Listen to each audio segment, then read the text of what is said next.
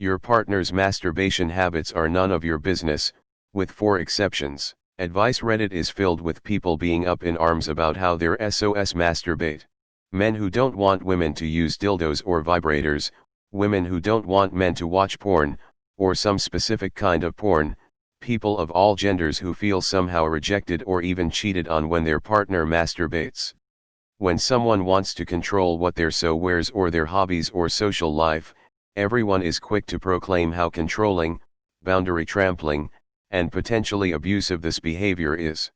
But when it comes to people laying out rules for how/if their so can masturbate, somehow this is treated as a normal and okay thing for a partner to have control over. This is not normal or okay. Your insecurities about your so masturbating are not your so's problem. Being in a monogamous sexual relationship doesn't grant you dominion over the other person's body and mind. People get to think and fantasize about whatever TF they want, watch whatever TF kind of porn they want, and masturbate however and with whatever TF kind of toys they want. Trying to police that because you are insecure is totally inappropriate and controlling behavior. You should neither do this to a partner nor tolerate a partner doing it to you. Exceptions where it's okay for a partner to make requests/impose their opinions. Excessive masturbation/porn addiction negatively impacts the couple's sex life. Matters of basic courtesy, e.g. Don't leave porn out on the computer, don't do it in the bed next to me, etc. When it involves interactions with real people, e.g. virtual sex workers or sexting with internet strangers. Obviously, if it involves anything dangerous or illegal, e.g. public masturbation or self-asphyxiation. Oh my god, I read parents and I was so fucking disgusted and confused. What if, as I've seen on relationship subs, they're masturbating to your sister's Facebook profile or pics of their grandma? Is that none of your business? Don't do it in the bed next to me. Actually, please do, that shit is fucking hot. If I didn't like seeing the person get off, I wouldn't be with them. There's a 5th exception. Fertility treatments, that shit is expensive, the woman is already bearing the brunt of 99% of the processes, the least you can do is stick to the schedule of when you can and cannot get off on your own. I was struggling with one of the exceptions.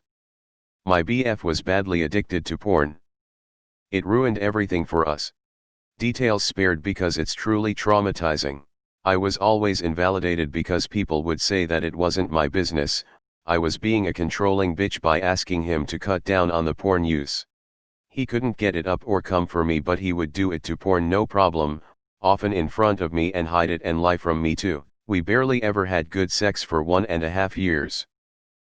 It didn't even stem from control or insecurity. I started the relationship and realized his addiction, and it didn't bother me until I realized it was seriously reducing his general affection/attention span to me, let alone sexual attention too.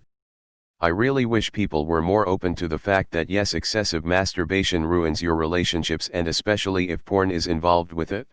Be more open to women, and men, if they say there's an issue with it. It isn't always insecurity. I think most people just get upset because it seems disrespectful that they wouldn't tell you when they are horny and that they would rather beat it than have sex. I think that's the problem. I don't know, lol. Quick reminder, just because it's not something you should have control over doesn't mean you're wrong to leave them for it. You are perfectly within your right to request a change in behavior and even find someone whose habits are more in line with your preferences. It's when you demand they change for you or shame them for any of the non-exempt cases that you are now in the wrong. It's okay to be picky, it's not okay to be a jerk. In my opinion, a lot of relationship problems can be solved with a bit of acceptance that your partner is their own person with their own views, and a short conversation. Really, for me, only time you can say your partner can't masturbate is if you agree that when they want to, you'll have sex with them. But that's just unfeasible. It's up to each couple and they should have a conversation about it. My opinion is that should be a default conversation. You're ignorant in thinking otherwise. I mean, yes, you can't police your partner's masturbation habits. But if, for example, one said to their partner, "Hey, it makes me really uncomfortable that you watch porn while we are together, I would prefer that you didn't." And the partner continues to watch porn, it is totally within the other partner's right to break up with them for it. It very much is not okay when a partner tries to control their partner's masturbation/porn watching habits. Also, people always like to bring up how women are crazy if they don't want their partners to watch porn. There are several reasons someone might not want their partner to watch porn. Couples should have a conversation about it, come to an agreement, and then whatever the agreement is must be stuck to, or just realize incompatibility and go separate ways. Anything else is dishonesty and hurtful. This is such a Redditor post LMAO. I think it is down to each couple to decide what works for them.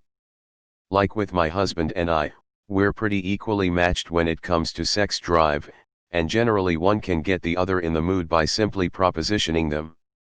We have an agreement: if one of us is horny, the polite thing to do is see if the other person is interested in sex first, then if they say no, the horny person is free to go masturbate. It is really easy in a long-term relationship to get into the habit of taking care of yourself because it's easier. It's a slippery slope to a dead bedroom.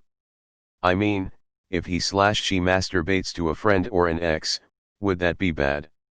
It's not the same as some random porn actor in the internet. I want sex 2 to 3 times a day. My husband wants sex 1 to 2 times per week, if that. I wanted to end our relationship because of my sexual frustration. Our therapist recommended he hold me and watch while I flick the bean in bed. This activity is saving our marriage. Nobody has the right to control their partner's masturbation habits, totally agree, because masturbation has lots of benefits, except in cases where it is excessive and/or it causes harm, and, even if you are in a relationship, you need that alone time, or not alone.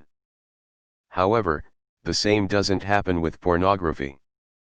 Porn not only has negative effects on brain development, and we're talking about lifelong development, as it can cause relational problems, including, as you said, problems in the couple's sex life, low self-esteem, depression, anxiety, and so on.